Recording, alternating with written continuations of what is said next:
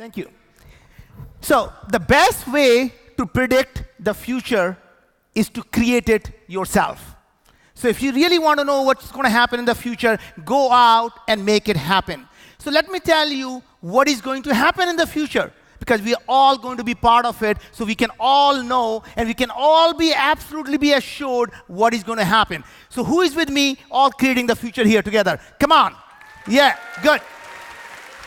So I'm going to go one by one and tell you in each of the area that is considered the big problem. How are we going to go out and solve them? And I'm going to go out with the food, because that was the last thing on my mind.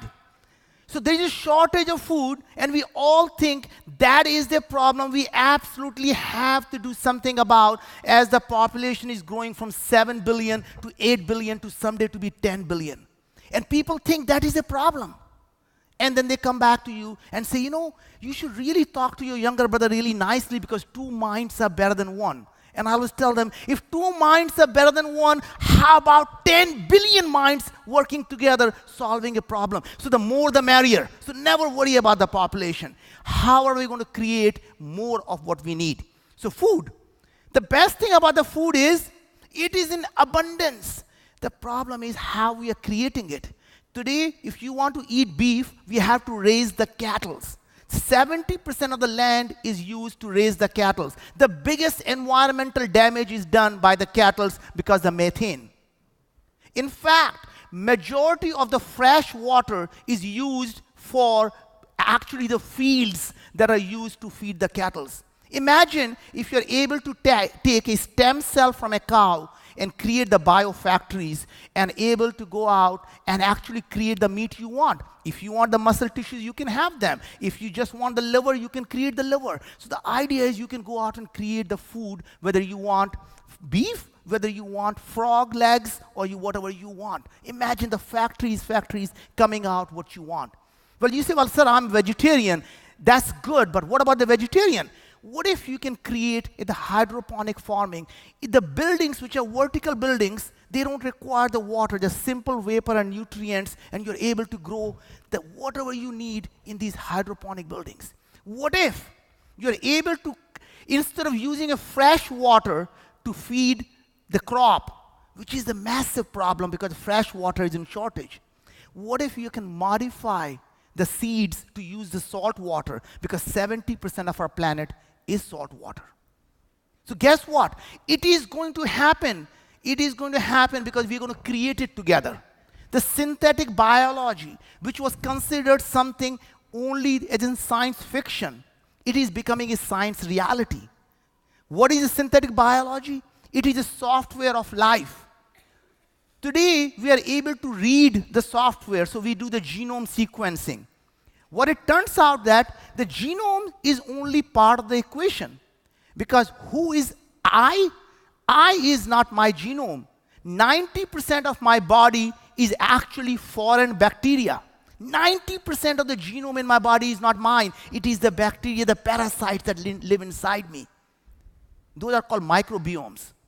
So what if you're able to sequence the genome, the proteome, and the microbiome, and that you're able to recreate on the other end by printing the ACGT, as opposed to printing them in blue, green, blue or red, and the yellow ink. In fact, exactly the same inkjet printer, instead of dropping the ink, they're dropping ACGT, and that's how you're reprinting whatever you want. What about the energy?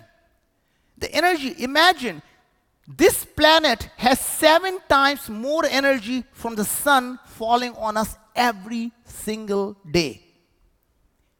70% of our planet is salt water. What if somebody could create a synthetic bacteria that can suck the carbon dioxide from the air and convert the salt water into a fossil fuel, if that's what we need? So you can have oceans of fossil fuel, so you don't have to go to Saudi Arabia to go get the things. Now, imagine every single thing that I'm talking about, that's happening today. We talk about mining on Earth.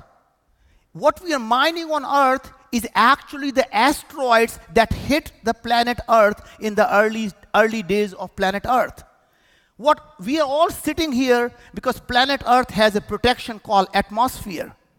It is wonderful for us, but it really sucks for those asteroids because when they're coming down there, they just blow up on the atmosphere. They hate that, right? Now imagine we have taken out all the easy asteroids by mining. Now we have to go deeper and deeper to find these minerals, the platinum, the gold, the rare earth elements. Guess what? Why not go to the moon? Moon is a perfect place where you can find all the riches of space. And you know why? All these asteroids are hitting the moon every single day. And moon has no atmosphere. That means the whole asteroid is coming right down as is and crashing on the moon. But even better than that, unlike Earth, which is a molten lava, it has tectonic activities. Moon is frozen solid. So when something hits, it's right on the surface. It's already been broken for you. It's been pulverized for you. All you have to do is simply go up there, collect it, and bring it back home. Doesn't sound nice? Now imagine, you say, these rare earth elements, everything we use in the electronics today requires the rare earth elements. 90% of them come from China, and China has refused to export them. They are in plentiful on moon. They are called rare earth elements. They're not called rare moon elements, right? They're plentiful. So we can go out there and make that happen. Now people say it must be really expensive to go to the moon. How are you going to go to the moon?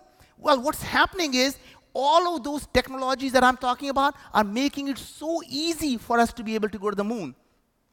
In fact, our company, we are building a 3D printed titanium rocket, 3D printing it, and that's the rocket we're going to be able to use to go from the geo-Earth orbit all the way to the moon. And you can print that rocket now in days as opposed to months. So imagine what you're able to do. There is absolutely nothing that you and I can't do because you don't require the manufacturing facilities. You can do them in your garage. You can do them in your bedroom. You can go out there and do that in any place you want. These things are possible today. So let's continue moving down to the next set of problems. We talked a little bit this morning, I don't know how many of you here, a little bit about the diagnostic, the healthcare diagnostic. Interestingly, the healthcare is one problem that is easy to solve because we'll be able to find every single diagnosis that we need by simply using the semiconductor or the microfluidic paper to be able to diagnose the diseases. We talked a little bit about education, that how are we going to be able to go out and educate our children by creating a fundamental technology that is more addictive and more effective than a private tutor and more addictive than a video game.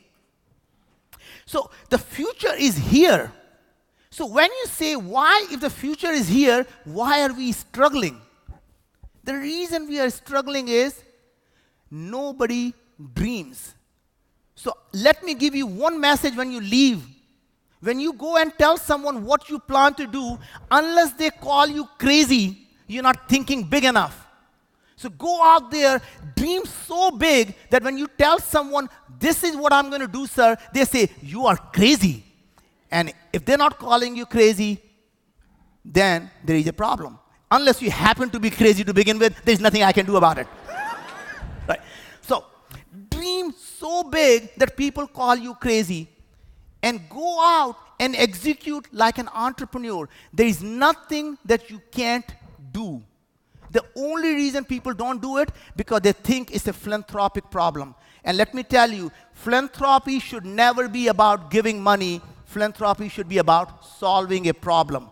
So all I can say is, go out there, be successful. And success is never going to be measured by the amount of money you have in the bank. It's going to be measured by the number of lives you are able to improve. So if you want to be successful, and if you want to have a self-worth will never be about how much you have. It will be what you have created. So go out, be successful, and create a self-worth for yourself. Thank you.